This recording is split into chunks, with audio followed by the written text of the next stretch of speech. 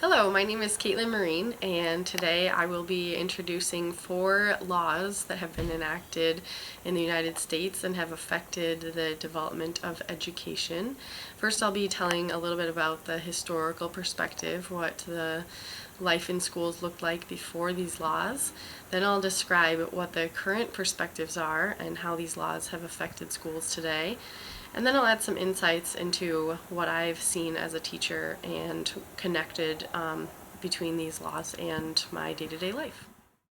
So I will be covering the Civil Rights Act of 1964.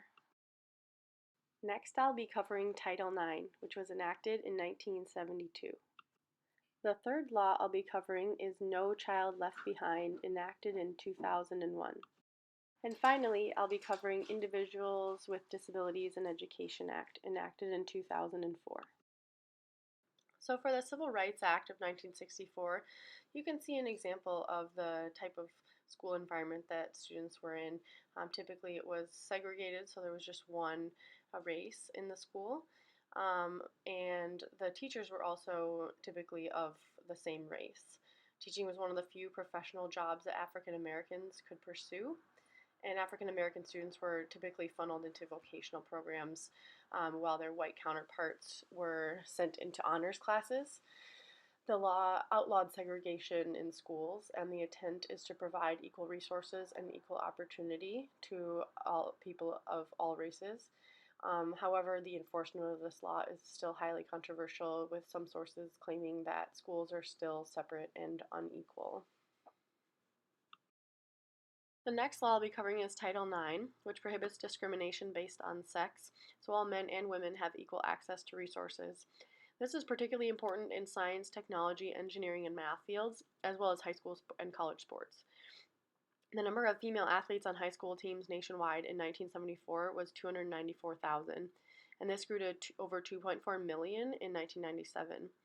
I was directly affected by these policies because I was allowed to be in honors science classes as well as participate in high school sports. As you can see from the picture, this woman is being prohibited from competing in an athletic competition, actually the Boston Marathon. And so Title IX really changed how women were perceived and what opportunities they were given. The next slide that I have here also shows how the degrees that women pursued changed over time. So before Title IX, there were no engineering majors in college, and following that, there was a significant increase. And that holds for across a lot of fields of math and science. The next law is called No Child Left Behind, and this law is intended to increase accountability and flexibility in education, as well as increasing federal support. This was intended to create a system that is more inclusive, responsive, and fair. So part of this is that teachers need to be highly qualified in addition to being certified. And the result of this law was that there was a move towards charter schools, as well as for students who were trapped in a failing school to attend a better one. There was some accommodation for students whose schools were not performing up to standard.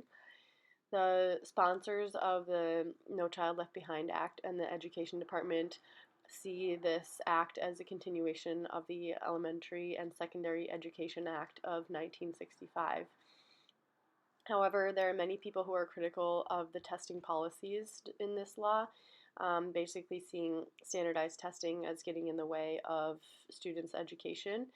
And the NEA even put out this advertisement saying that a child is more than a test score, to demonstrate that they believe that these scores for No Child Left Behind don't exactly quantify the type of learning that is going on in the classroom, and sometimes those scores really affect the teachers and the schools negatively, and so it just seems like a lot of excessive paperwork, and without being fully funded by the federal government, it doesn't seem like the program can be quite as successful as it was designed to perform.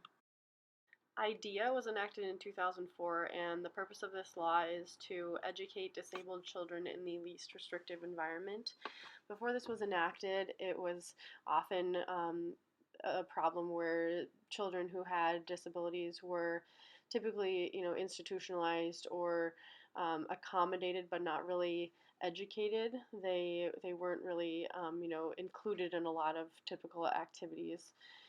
Versus today, there are a lot more resources available to these students as well as their parents. And I've actually seen the implementation of this in one of the classes where I help teach adapted PE.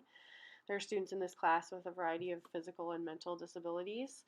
And one of my favorite examples of this law, I guess, and the inclusion of this student is a boy in a wheelchair who's using a noodle as a tagger so that he can participate fully with the other students. Here's some information about the different images and where I found that information for the slides, as well as my work cited for the content of this video. Thank you.